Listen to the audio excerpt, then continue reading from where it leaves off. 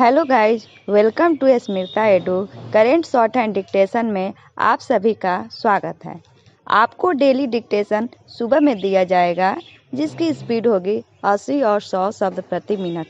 आज का स्पीड 80 शब्द प्रति मिनट है, तो चलिए शुरू करते हैं।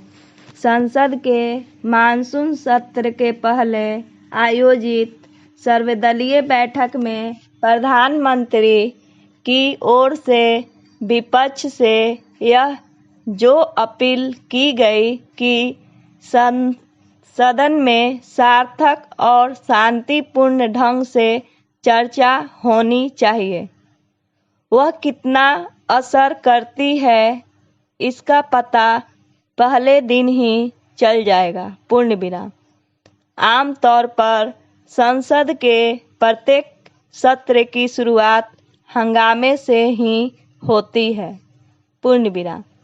ऐसा इसके बावजूद होता है कि सरकार सभी मसलों पर सार्थक चर्चा के लिए तैयार होती है। पूर्ण विराम। सरकार के तैयारी के बाद भी विपक्ष कई बार अपनी ओर से उठाए गए मुद्दों पर बहस के लिए अड़ जाता है और कभी-कभी तो इस पर तकरार हो जाती है कि बहस किस नियम के तहत हो। Question mark. ऐसा लोकसभा में भी होता है और राज्यसभा में भी। पूर्ण विराम। संसद के ऐसे सत्रों का स्मरण करना कठिन है जब संसदीय कार्यवाही बाधित न हुई हो। पूर्ण विराम। वास्तव में संसदीय कार्यवाही धीर गंभीर चर्चा के लिए बहुत कम जाने जाती है। पूर्ण विराम। यदि संसद को अपनी उपयोगिता और महत्ता कायम रखनी है तो यह आवश्यक ही नहीं, अनिवार्य है कि वहाँ पर राष्ट्रीय महत्व के मसलों पर सार्थक चर्चा हो। पूर्ण विराम। यह चर्चा ऐसी होनी चाहिए जिससे देश की जनता को कुछ दिशा मिले। पूर्ण विराम।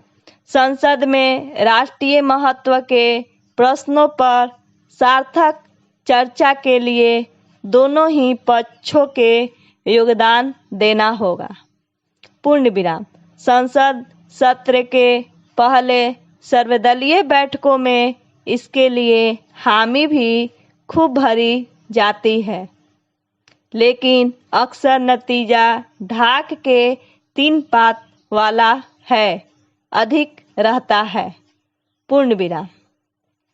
Paragraph change.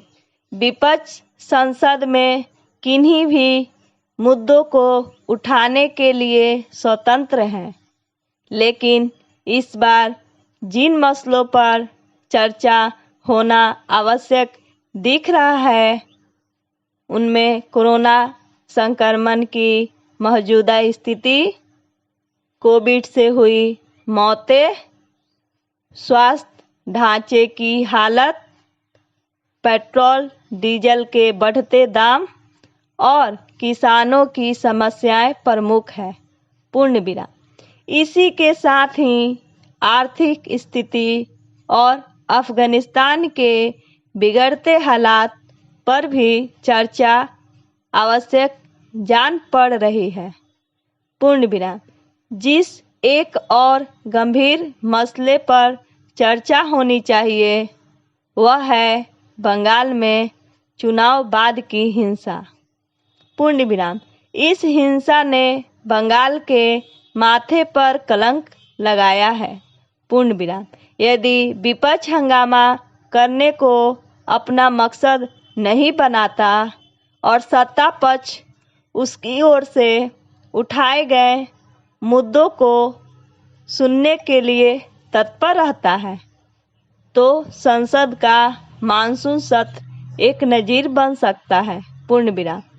संसद में केवल ज्वलंत मसले पर उपयोगी चर्चा ही नहीं होनी चाहिए, बल्कि विधायी कामकाज भी सुचारू रूप से होना चाहिए। पूर्ण विराम। विपक्ष अपने मुद्दों को उठाने के लिए सजग रहने के साथ यह भी ध्यान रखे तो बेहतर कि संसद के इस सत्र में करीब 30 विधेयक पेश होने हैं और इनमें से लगभग आधा दर्जन अध्यादेश के रूप में है। पूर्ण विराम।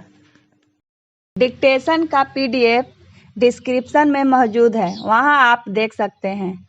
अगर मेरी वीडियो पसंद आए तो लाइक करें, सब्सक्राइब करें और बेल आइकन दबाना ना भूलें। धन्यवाद।